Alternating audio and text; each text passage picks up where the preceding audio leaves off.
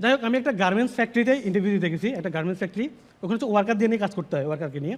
তো আমাকে বলতেছে, দেখেন এখানে তো ওয়ার্কার নিয়ে কাজ করতে হয়, সো আপনাকে অনেক বদমেজাজি হইতে হবে, কঠোর হইতে হবে, মাঝে মাঝে গায়ে হাত তুলতে হবে, পারবেন আপনি? তো আমি ওনার গায়ে হাত তুললাম। বাজান না, না ওনাদেরকে ওনার ওয়াইফরা কি বলে ব্লেম যে জানেন? তোমার টাইমিং খারাপ। তো ওনাকে আমি 10 মিনিট পিড়াইলাম, কিন্তু তাও বদমেজাজ দেখানোর পরে কেন জানি আমার জবটা হলো না। অনেকগুলো ইন্টারভিউ দেওয়ার পর একটা ইন্টারভিউতে আমি সাকসেসফুল হয়েছি। ইন্টারভিউ বোর্ড থেকে আমাকে বলতেছে, দেখেন রিয়াজ, আপনার সাথে কথা বলে ভালো লাগছে, আমরা আপনাকে সিলেক্ট করছি, তো একটা কন্ডিশন, আগামী 6 মাস আমরা আপনাকে কোনো স্যালারি দিতে পারবো না, শুধু 3 মাস খাওয়া দাওয়া দিব। আমি রাজি, আমার তো চাকরি লাগবে। বলছে রাজি, আপনি চলবেন কীভাবে? আমি ঘুষ খাবো। বলছে না না না, এটা আনএথিক্যাল, ঘুষ খাওয়া যাবে না।